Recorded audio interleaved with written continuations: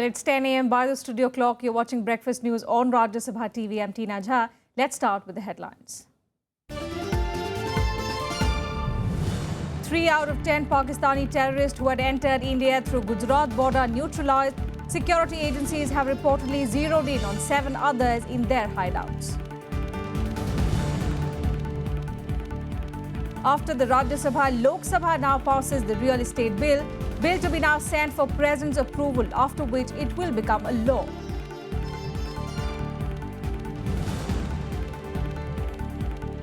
Election Commission to examine sting videos involving TMC MPs allegedly taking money.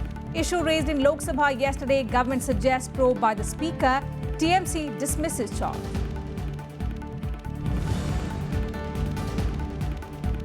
Three wins each for Trump and Clinton in the US primaries. Both win Florida and Illinois. Clinton bags Ohio. Trump gets North Carolina.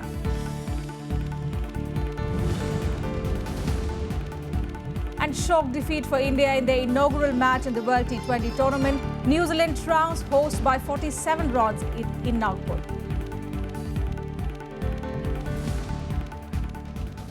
Well, the much-awaited real estate bill, which aims to protect the interests of buyers and bring more transparency to the sector, was passed by the Lok Sabha yesterday. The bill, which was passed by the Rajya Sabha, will now be sent for the President's approval, after which it will become a law. The Lok Sabha on Tuesday passed the real estate bill. The bill seeks to protect the interests of property buyers against unscrupulous promoters and set up a sectoral watchdog. Urban Development Minister M. Venkaiah Naidu said the bill will bring transparency and accountability. From all sides for the wholehearted support they have extended to this bill, and I'm sure that this bill will live up to the expectation and aspiration of the people, and whatever further improvements to be made in future, we will collectively think about it and then take it forward. The bill is designed to protect consumer interest, ensure efficiency in all property-related transactions, improve accountability of developers, boost transparency and attract more investments to the sector. Members across party lines took part in the debate. Central bill mandates the 70% or less, as determined by the state government, of the funds collected from buyers of a project be used only for construction of that project. Certain state governments have allowed for greater flexibilities in usage of fund. The Maharashtra Housing Regulation and Development Act 2012 mandates that the entire amount collected from buyers be kept in separate account and be used for purpose collected. This bill is well thought out. It is good for the country. It will bring transparency in the housing sector. It will give a spurt to housing activity, and it will protect the helpless and hapless consumer. Allow the promoter to put a certain percentage for construction separately and a certain percentage for land separately, so that the buyer is aware and the authority is aware as to where how much money is going to go for what. And what we have to ensure, sir, as legislators, is to ensure that sufficient money is there for him to complete the project before he can start taking profits out. The bill aims to bring modern tenancy law to promote rental housing in urban areas. A real estate regulatory authorities will set up to ensure timely execution of projects. The minister also sought cooperation from states for faster clearances to projects to make the bill, which will override all state legislations, a success. The bill will now be sent for the President's approval. Bureau Report, Rajya Sabha TV. And political parties came together yesterday to bid farewell to 17 retiring Rajya Sabha members. They were first honoured in the House, where Chairman Mohammad Hamid Ansari appreciated their rich and significant contribution. He said their unique association will be cherished. Other members of the House also joined him in appreciating the contributions of the retiring members. These members include Urban Development Minister M. Venkaiah Naidu of the BJP, nominated member Balchand Mungekar, Ashwini Kumar, MS Gill, Manishankar Iyer, all of the Congress, Avinash Rai Khanna of the BJP, nominated members Javed Akhtar, Jayashree, and CPM members K. Balgopalan and T.N. Seema. Their membership is ending during the recess of budget session from the 17th of March to the 25th of April. Later, a function to honour the retiring members was held at the Bal Yogi Auditorium in the Parliament Library building. It was attended by Vice President Mohammad Hamid Ansari and several MPs. Prime Minister Narendra Modi also attended the function. A rare bonhomie was witnessed at the event between the ruling BJP and opposition MPs. Both the Vice President and the Prime Minister wished the retiring members the very best in life, noting that people with such experience and capabilities can never retire and should always continue to work in the field which interests them the most for the benefit of the country. Retirement का मतलब जिंदगी से retirement नहीं है, वो तो एक शोल है, एक काम है जिसमें कुछ दिन गुजारा, एक सड़क थी जिसपे कुछ रास्ते चले, मगर दूसरी सड़कें हैं, दूसरे मौके हैं। तो मुझे ये पूरा यकीन है कि आज जो हमारे राज्यसभा के साथी अपनी टर्म खत्म करके जा रहे हैं, तो वो पब्लिक लाइफ में, पब्लिक की सेवा में बहुत एक्टिव रहेंगे। मैं नहीं मानता हूं कि सार्वजनिक जीवन में जिनको ऐसा अनुभव मिला हो, अवसर मिला हो, उनको रिटायर होना चाहिए। स्थान कोई भी हो, क्षेत्र कोई भी हो, लेकिन यहां जो कुछ भी पाया है उसे समाज में बांटने का अब अवसर शुरू होता है। And in some other news, the Election Commission will examine the sting videos coming out of West Bengal in which TMC MPs are purportedly shown accepting money to help a fictitious private firm. The BJP, the left and the Congress got together in the Lok Sabha yesterday, saying this is a matter of grave concern. The government has suggested a probe by the Speaker or the government in the matter. The TMC, however, says the videos are doctored.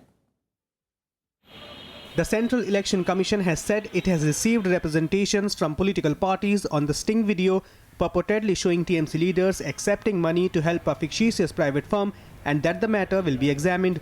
The Commission has said it cannot say anything as of now as they have not received anything, but said the representation will be passed on to appropriate authorities. Chief Election Commissioner Naseem Zaidi assured in Kolkata that the Commission is committing free and fair elections in West Bengal. The Commission is committed to conduct elections in free and fair manner and totally peaceful and participatory manner. We have then reviewed with our district officials and have given some strict directions. The Trinamool Congress has, however, denied the allegations, stating the videos are doctored. TMC chief Mamata Banerjee says she is not scared of conspiracies. जितना भी black money में blackmailing करने दो, जितना भी विदेश से रुपया लेकर जो भी कॉन्स्पिरेसी करने दो, हम लोग डरते नहीं हैं, हम ईमानदारी से, इज्जत से काम करते हैं और कोई पॉलिटिकल पार्टी हिंदुस्तान में नहीं है जो ईमान से काम करता है। Party take up the issue. It is a doctored video. It is a doctored video. We are going to file the legal action, legal steps against those people.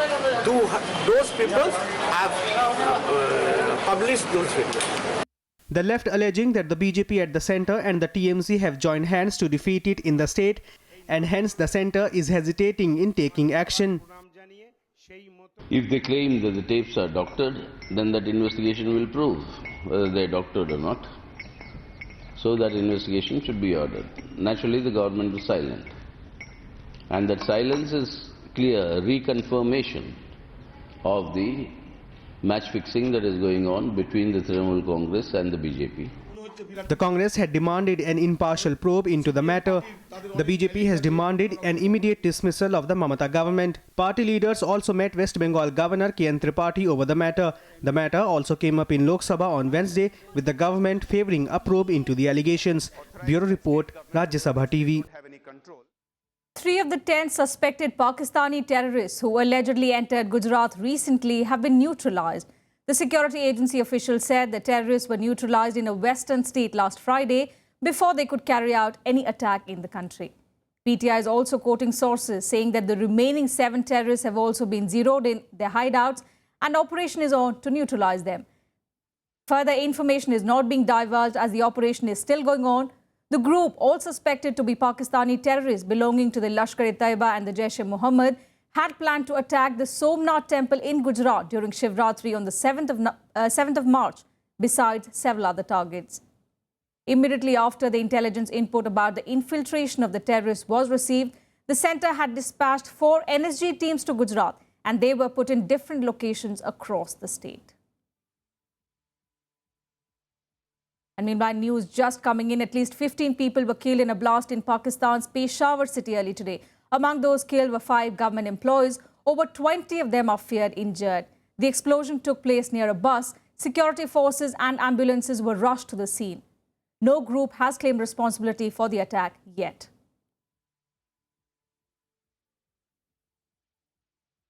And joining us on the phone line at the moment from Peshawar is senior journalist Rahimullah Yusuf Zai. Mr. Yusuf Zai, thank you very much for joining us on Rajya Sabha TV. Initial reports tell us that at least 10 people have been killed and nearly 24 injured. What more can you tell us? You know, the police is now saying that the death toll is 15 and about 50 people were injured, some in the bus and some outside the bus. And they are now in the hospitals and many of them are in a very serious condition. Okay. Those killed are all government employees. You know, this was a bus which was carrying government employees from Mardan to Peshawar. And when it reached, Peshawar city, there was an explosion in the bus. And that's why the passengers are mostly killed or injured. But also, there were some women who were taking their children to school, and then there were other people walking on the road. They also have been injured. So this was actually an attack on government employees, low-grade government employees coming to work from different places to Peshawar. They were the target. It's not the first time that such a bus carrying government employees has been targeted. Yes. Also, Mr. Yusuf Zai, no group so far has claimed responsibility, we understand. But looking at the nature of the blast, what are the security agencies hinting at? What group could possibly be behind this attack? You know, the immediate suspect actually are the militants. So the police is not saying much. They are saying that we are waiting for, investigation. But, normally the claim of responsibility comes soon after the attack. So that is going to happen, I think, anytime soon. And these are different militant groups, mostly the Tehreek-e-Taliban Pakistan, TTP, or its splinter groups. So they are usually attacking government employees. And, I think that one of them will claim responsibility soon. All right, Mr. Yusuf Zai, many thanks for joining us and sharing those details with us. With that, we'll slip into a short break here. News and updates will continue on the other side. Do stay with us.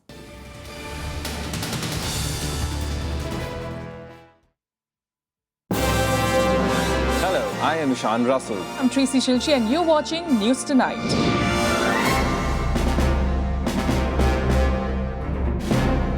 Together with the team of our dedicated professionals from across various fields. This is Shyam Sundar, Vishal Dahiya, Akhilesh Suman, Frank Pereira from Beijing, China. Kriti Mishra for Rajya Sabha Television.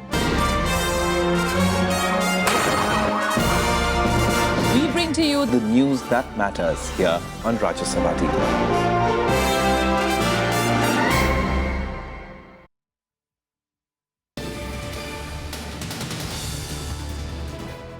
Thanks for staying with us. Over to some diplomatic news now. External Affairs Minister Sushma Swaraj will visit Nepal today for the SAARC ministerial meet. She, along with Foreign Secretary S. Jaishankar, will take part in the meeting. 6 foreign ministers of the SAARC member states are participating in the regional meeting. Nepal Prime Minister K.P. Sharma Oli will inaugurate the ministerial meeting on the 17th of March.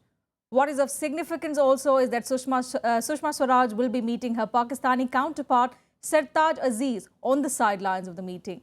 Now, this will be the second meeting between Swaraj and Aziz after the 9th of December, when both neighbours announced resumption of comprehensive bilateral dialogue. On Tuesday, a meeting of foreign secretaries of SAARC nations was held in Pokhara in the run-up to the Council of Ministers meet. Indian Foreign Secretary S. Jaishankar and his Pakistani counterpart Aizaz Ahmad Chaudhry were among the dignitaries who were present at the meet. Jaishankar and Chaudhry exchanged courtesies at dinner later. The meeting between the two foreign secretaries is the first after a militant attack on an Indian airbase, that's the Pathankot airbase, allegedly carried out by the Pakistan-based Jaish-e-Mohammed group. We also plan to seek the views of our partners in SAARC on key initiatives mooted by us at the last summit, including the SAARC satellite, the e-knowledge network project, etc. As is customary, the working of various SAARC specialized bodies and regional centers will be scrutinized during the meetings and directions given for their work over the coming year. And results of the U.S. primaries in 5 key states, Florida, Ohio, North Carolina, Illinois, and Missouri, are trickling in. The race for the White House has reached a crucial stage after Republican frontrunner Donald Trump won a decisive victory in Florida, Illinois, and North Carolina, but lost to Governor John Kasich in Ohio. Now, Ohio is a key state which could seal Trump's fate in the presidential race. Meanwhile, Democratic frontrunner Hillary Clinton also sealed a lead with 3 wins in Florida, Ohio, and North Carolina again. After losing in his home turf, Florida Republican Marco Rubio dropped out of the race. Now, for Republicans, Florida and Ohio are important in the race as the winning candidate gets all of the delegates on offer. That's 99 in Florida and 66 in Ohio. Those delegates go to the National Convention in July, where the presidential nominee will be chosen. 9 delegates this morning. I heard very early in the morning, 9 delegates, that's a lot. And I just wanted to thank the governor, Ralph Torres, great guy, Chairman Ada, who is a fantastic man, and that was a very nice start to the day, that I can tell you. Well, I'll tell you, this is another Super Tuesday for our campaign. Thank you, Florida. Thank you, North Carolina. Thank you, Ohio.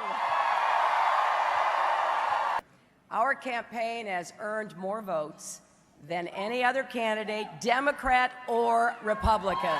We've got one more trip around Ohio this coming fall where we will beat Hillary Clinton and I will become the President of the United States. Thank you all very much and God bless you.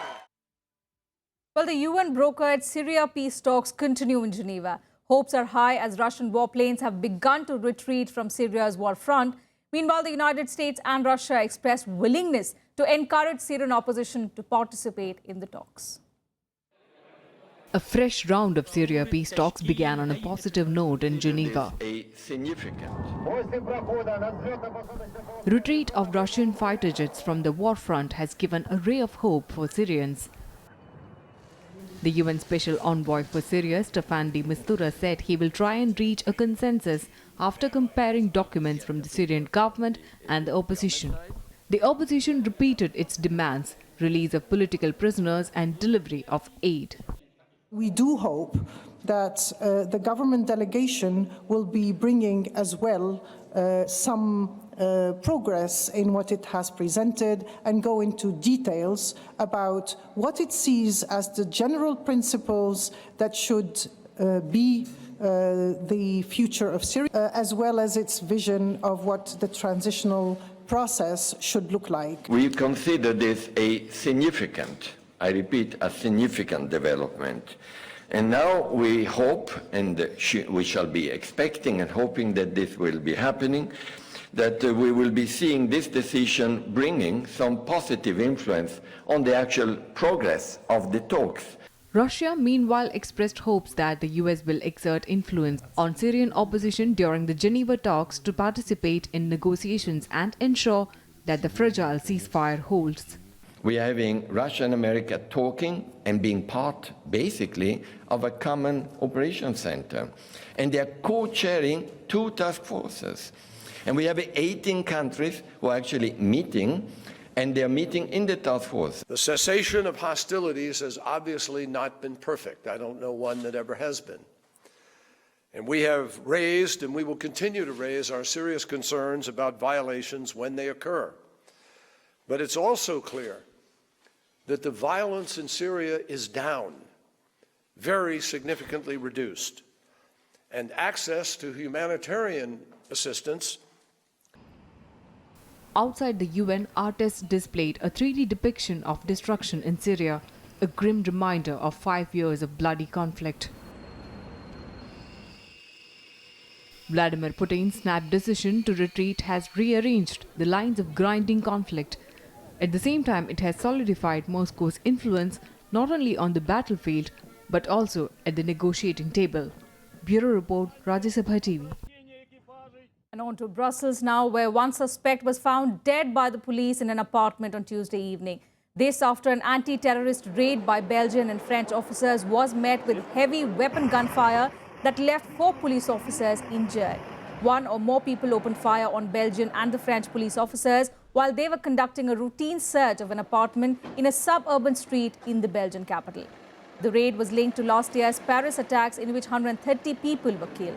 The suspects were believed to have been hiding in an apartment after earlier firing shots at the police. The shooting prompted a lockdown in a wide area around the house. The encounter lasted for hours until the police began escorting children from schools and people taking shelter in a supermarket.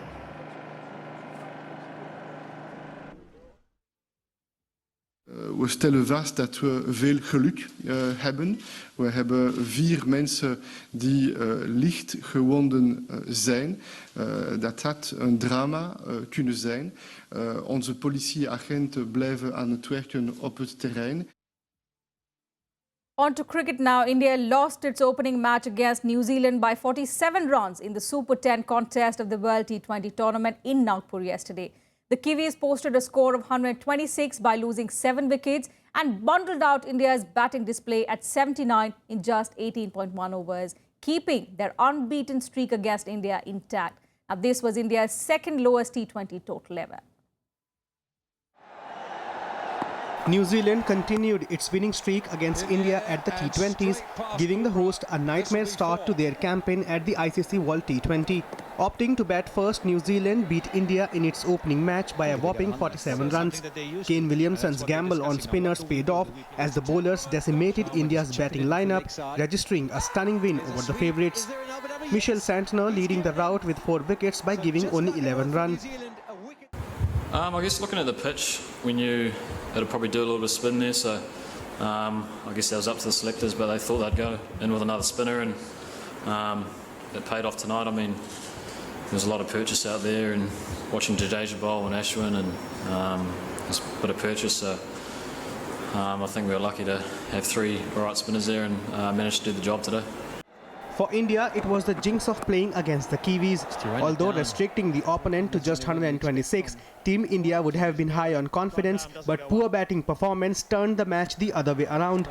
Kiwi spinners blew away India's top order, taking 4 wickets in the first 5 overs to derail their chase. India lost Shikhar Dhawan in the very first over, and Rohit Sharma and Suresh Raina both out a feeble shots. Virat Kohli resisted the onslaught for a while by scoring 23 runs, but Sodhi struck a crucial blow with his very first ball to send back the Indian batting mainstay. What's important is how to turn around and how to come back strong, and I feel this team has done it plenty of times. Right from the last World Cup that we played, it's something that the team has shown. This character of coming back after you can say a bad defeat, but that's what it is all about. So I don't think I'll have to work too hard. With 5 matches, 5 wins against India, New Zealand is confident on performing better in coming matches. India will now take on arch rival Pakistan in Kolkata on 19th of March. Bureau Report, Rajya Sabha TV. And while the men in blue disappointed, the women in blue, of course, gave us a reason to cheer, beating Bangladesh by a massive 72 runs. That's it from us in this bulletin. Thanks for your time.